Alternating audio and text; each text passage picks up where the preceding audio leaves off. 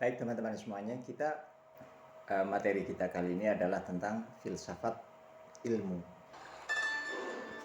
Ketika kita membahas tentang filsafat ilmu, tentu ada dua kata itu yang harus kita bahas secara berurutan, dan kata filsafat dan juga kata ilmu. Apa itu filsafat, apa itu ilmu? Nanti kajian selanjutnya itu nanti berkembang apakah ilmu itu apakah ilmu itu sama dengan pengetahuan, ataukah pengetahuan itu berbeda dengan ilmu. Kalau ilmu dikatakan sama dengan pengetahuan, letak persamaannya di mana? Kalau ilmu itu dikatakan berbeda dengan pengetahuan, letak perbedaannya di mana? Tapi itu nanti ya, kita untuk materi kuliah kita yang awal ini adalah filsafat ilmu. Kita bahas filsafat nanti. Saya kasih gambaran, nanti kita akan berusaha mencari pengertian secara mandiri. Filsafat itu secara etimologi itu artinya adalah dari bahasa Yunani, yaitu philos dan sophia. Apa itu philos? Philos itu adalah cinta, sophia kebijaksanaan. Jadi filsafat dalam terminologi dalam etimologi filosofia itu tadi tidak lain maknanya adalah cinta kebijaksanaan. Siapa yang layak untuk punya rasa cinta terhadap kebijaksanaan?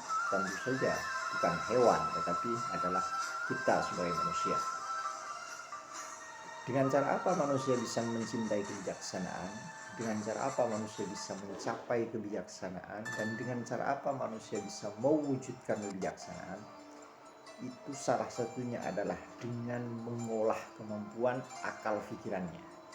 Jadi poin utamanya adalah memanfaatkan pikirannya, berpikir, mendayagunakan pikirannya.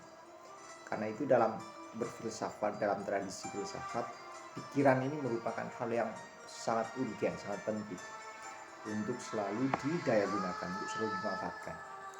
Dengan kata lain, kalau kita belajar filsafat, mau tidak mau kita harus mau menggunakan akal pikiran kita untuk selalu berpikir. Nah, apa yang harus kita pikirkan? Nah, itu menjadi objek kajian filsafat selanjutnya. Kita bahas dari sisi pengertiannya dulu. Nah, berpikir itu sangat penting artinya bagi eksistensi kita sebagai seorang manusia. Karena itu dulu ada filosof namanya René Descartes. Dia berkata, cogito ergo sum. Cogito ergo sum. Aku berpikir maka aku ada. Ada di situ maknanya adalah ada sebagai eksistensi. Aku itu adalah manusia. Maknanya adalah kita itu sebagai manusia akan tetap memiliki eksistensi, atau eksistensi kita sebagai manusia akan tetap melekat pada diri kita selama kita masih mau berpikir. Jadi penentu eksistensi kita apakah masih tetap sebagai memiliki sisi kemanusiaan atau tidak, itu ditentukan oleh berpikir tidaknya kita. Jadi selama kita masih mau menggunakan pikiran kita, mau berpikir, maka eksistensi kita sebagai seorang manusia akan melekat pada diri kita. Tapi sebaliknya, ketika kita sudah nggak mau berpikir, nggak mau menggunakan nalar pikiran kita, maka eksistensi kita sebagai seorang manusia hilang. Kita menjadi tidak ada bedanya dengan binatang. Karena itu berpikir itu penting. Dan itu menjadi kerja utama dalam filsafat. Nah, di dalam Al-Quran, kalau kita misalnya tarik dalam paradigma Islam, Al-Quran itu banyak sekali memberikan isyarat-isyarat agar kita itu mau berpikir. Misalnya di dalam salah satu surat Ali Imran misalnya, di situ ada ayat yang berbunyi, sesungguhnya di dalam penciptaan siang dan malam, penciptaan langit dan bumi, itu terdapat tanda-tanda kekuasaan Allah bagi orang yang cerdas. Siapa itu orang yang cerdas? Pertama adalah orang yang selalu mengingat Allah, orang yang berakal, maksud saya, orang yang berakal. ulul albab. Siapa itu ulul albab? Ulul albab itu adalah orang yang selalu ingat kepada Tuhannya, baik dikala dia berdiri, duduk, ataupun berbaring. Jadi orang yang berakal itu adalah orang yang selalu ingat kepada Tuhannya dikala dia berdiri, duduk, atau berbaring.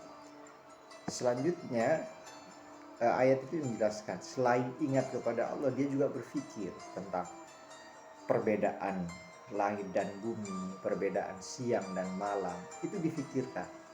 Artinya apa? Alam semesta ini menjadi objek atau menjadi bahan bagi kita untuk berpikir. Karena itu dalam sisi kemampuan untuk mendayagunakan pikiran ini, maka tidak ada pertentangan sebenarnya antara filsafat dan Quran.